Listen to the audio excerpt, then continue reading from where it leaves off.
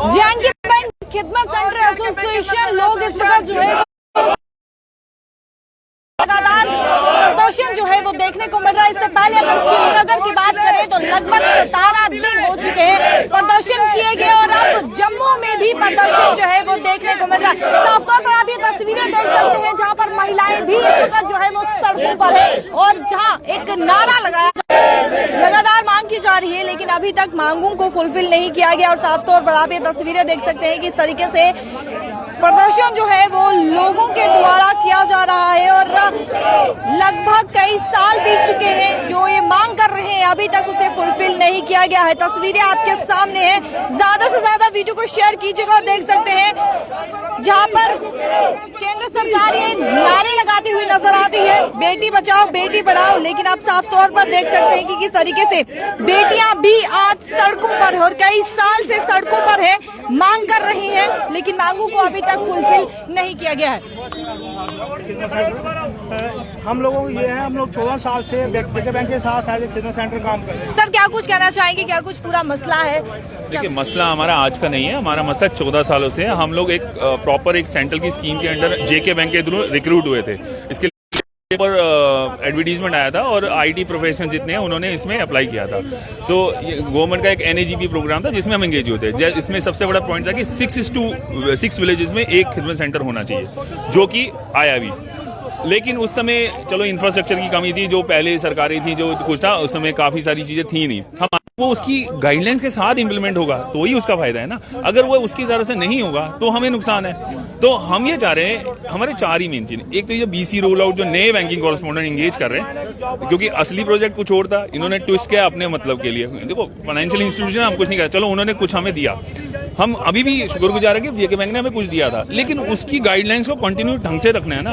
अगर वो one sided decision लेंगे, वन साइड डिसीजन क्या होता है, अपने लेवल पे एग्रीमेंट चेंज करते हैं। अगर हमने एग्रीमेंट किया तो हमें बताया, अपने लेवल पे ही एग्रीमेंट चेंज करते हैं। हमारी जॉब पॉलिसी मतलब हमारी लीगल हायर का एग्रीमेंट वो भी चेंज कर दिया, जो कि ब्रीच है ना। अगर लीगल पॉइंट से हम 2 पार्टी हैं, कई साल बीत चुके हैं और लगातार आप मांग कर रहे हैं, क्या कारण क्या लगता है कि अभी तक मांगों को सुना नहीं किया? कारण ये है, देखिए अगर हमने कारण नहीं होता तो हमारे को PMO से हमारे को सपोर्ट क्यों मिलता। 19-20 में हमने प्रेस क्लब में एजिटेशन किया 3-4 महीने, तो हमें PMO से एक डायरेक्शन आई थी कि इनका SRO 202 के तहत हमें एडजस्ट किया जाए। वो भी नहीं हुआ। उसके लिए रेवरे ज़राअत रेवरे तलीम के बेस पे मतलब एक ऑर्डर आया जो कि GAD में पड़ा है, LG लेवल पे पड़ा है, लेकिन वो सिर्फ पेपर वर्क है। मतलब उसके अंदर काफ़ी सारे नोट लिखे जाए, IT डिपार्टमेंट कुछ कह रहा है, सिर्फ लिख रहे हैं, लेकिन उसको इम्प्लीमेंट करना ये भी तो देखना। सिर्फ ऑर्डर बोलना नहीं होता, इम्प्लीमेंट करना ही मोर इम्पोर्टेंट बात है। क्योंकि अगर 19-20 है, अभी आप देखिए 2023 भी ऑलमोस्ट खत्म होने आ रहा है, तो 4 साल वैसे ही हो गए। तो हमने पहले भी प्रेस क्लब पे जो हमने एजिटेशन किया, हमने कोविड के पॉइंट ऑफ से बंद किया था। अगर वो कंटिन्यू रहता तो हो सकता हमारा पहले होता, लेकिन हमने तो सरकार की बात सुनी ना, कोविड के अंदर हम वापस चले गए। इसका मतलब ये नहीं था कि प्रोटेस्ट बंद हो गया। हम ये सोच रहे थे कि हम सरकार पर ट्रस्ट कर रहे थे कि कुछ करेगी, लेकिन कब करेगी। अब हमारी एज जो है, जब हम एंगेज होते हम करीब 30 की एज में थे, 14 साल में, तो मैं 47 का हूँ। अब सोचो कि मैं अगर हमें कहीं जॉब लेनी हो, कहाँ हम अप्लाई कर सकते हैं? कोई नहीं अप्लाई कर सकता, कोई भी नहीं। सारे एजड हो चुके हैं, सबकी फैमिलीज हैं, सबकी शादी, लेकिन शादियाँ हो गई, बच्चे हैं, सिक्योरिटी कहाँ है? मतलब आज आप बोलते हैं कि हम ये नहीं करेंगे, BC रोल आउट कर दो, आप तो कंपटीशन क्रिएट कर रहे हो। तो कंपटीशन क्रिएट कर तो हमें सबसे बड़ा झटका यही लग रहा है ना कि हमने कुछ सोच के इस प्रोजेक्ट में थे ना। आप परमानेंट सेटलमेंट पॉलिसी बना रहे हो ना, हमारे जो चल रहा है उसमें कोई इंगेजमेंट कर रहे हो ना, उसमें ही रोड़े अटका रहे हो, तो वो गलत है। इसको गलत को सही करना हम IT प्रोफेशनल्स हैं। अच्छा मेरा अपना पर्टिकुलर, मैं दिल्ली NCR में काम करता था। मैं इस प्रोजेक्ट में इसलिए आया, मैं एक अच्छा हैंडसम प्रोजेक्ट है, मैं अच्छा बोला, मैं क्यों आया वापस आया। मैंने सोचा जम्मू एंड कश्मीर में कोई डेवलपमेंट हो रही है। डेवलपमेंट क्या हो रही है, तो हम और नीचे चले गए।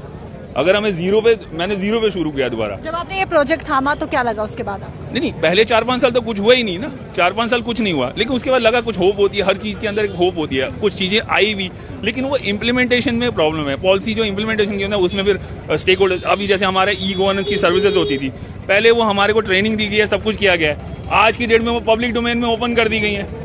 पब्लिक डोमेन में ओपन होने से क्या हो गया, आपके मोबाइल डिजिटल रेवोल्यूशन हो गया, हमारे लिए तो वो भी खतरा है।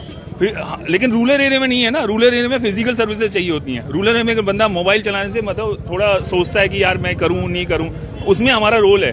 वो हमारे पास एक ट्रस्ट से आते हैं कि भाई हमारा ये काम कर दो, हम करते हैं, करके देते हैं बस। देखिए केंद्र सरकार लगातार नारे लगाती है कि बेटी बचाओ बेटी पढ़ाओ, और आप देख सकते हैं कि बेटियां जो है वो सड़कों पर है और लगातार मांग कर रहे हैं। कई साल बीत चुके हैं लेकिन मांगों को जो है वो अभी तक जो है वो पूरा नहीं किया। मैम क्या कहेंगे, केंद्र सरकार एक नारा लगाती है बेटी बचाओ बेटी पढ़ाओ, आप किस तरीके से देखते हैं, किस तरीके से क्या कहेंगे? बेटी बचाओ बेटी पढ़ाओ का केंद्र सरकार नारा लगाती है, आप किस तरीके से देखते हैं? सिर्फ बेटी पढ़ाओ बेटी बचाओ यही नारा लगाते हैं, लेकिन बेटियों के बारे में सोचता कुछ नहीं है कोई भी। कितनी देर से हम लगे हुए हैं लेकिन किसी ने कुछ नहीं किया अभी तक। देख सकते हैं यहाँ पर महिलाएं भी जो है लगातार प्रदर्शन कर रही है और केंद्र सरकार जो कि नारे लगाती है कि बेटी बचाओ बेटी पढ़ाओ, और वही बेटियां जो है वो आज सड़कों पर। तस्वीरें आपके सामने है, देख सकते हैं कि किस तरीके से जो है वो लगातार कई सालों से मांग की जा रही है लेकिन मांगों को अभी तक जो है वो सुना नहीं जा रहा है। आप साफ तौर पर तस्वीरें देख सकते हैं और भी लोगों से यहाँ पर जो है वो बातचीत करने की छोटी सी कोशिश करेंगे। मैम क्या कुछ कहना चाहेंगे, केंद्र सरकार नारे लगाती है बेटी बचाओ बेटी पढ़ाओ, आप किस तरीके से देखते हैं? कई साल हो चुके हैं आपको मांग करते हुए। जी, बेटी बचाओ बेटी पढ़ाओ का यही है कि बेटियों को मतलब जैसे हम लड़कों को ज़्यादा महत्व देते हैं हर चीज़ में आगे, हर फील्ड में आगे करने की, वैसे हमें आज के दौर में लड़कियों को भी आगे करना चाहिए हर फील्ड में, क्योंकि लड़कियां लड़कों से किसी भी फील्ड में पीछे नहीं। वही बेटियां वही महिलाएं आज सड़क पे हैं। हाँ, बस किसकी वजह से? क्योंकि हमें आज तक ये जब हमें 2010 में शुरू हुआ था खिदमत सेंटर वाला, हमें यही कहा गया कि आपका फ्यूचर सिक्योर होगा, आपको यहाँ तो परमानेंट बैंकों में एडजस्ट किया जाएगा। जब आपको कुछ खिदमत सेंटर में आए, जब आपने प्रोजेक्ट थामा तो क्या आपका फ्यूचर सिक्योर हुआ? कुछ भी नहीं हुआ मैम, आज तक भी नहीं हुआ, तभी तो हम सड़कों पे उतरे हुए हैं। हमें कोई भी मतलब प्रेफरेंस नहीं दी गई, हमें बस सिर्फ उस टाइम जो वादे किए उनको पूरा नहीं किया गवर्नमेंट ने, सरकार ने। जी मैम क्या कहना चाहेंगे? साफ तौर पर आप ये तस्वीरें देख सकते हैं कि किस तरीके से केंद्र सरकार नारे तो लगाती है बेटी बचाओ बेटी पढ़ाओ, लेकिन वहीं पर तस्वीरें आपके सामने है, देख सकते हैं महिलाएं सड़कों पर है और लगातार कई साल हो चुके हैं, कई सालों से ये मांग की जा रही है लेकिन अभी तक मांग पूरी नहीं की गई। और जहां पर इन्होंने ये सोचा था कि प्रोजेक्ट थामने के बाद जो है वो फ्यूचर सिक्योर होगा, और किस प्रकार से ये फ्यूचर सिक्योर हुआ है आप साफ तौर पर देख सकते हैं। वीडियो को ज्यादा से ज्यादा शेयर कीजिएगा। कैमरा पर्सन शमी थापा के साथ शिल्पा शर्मा, जम्मू।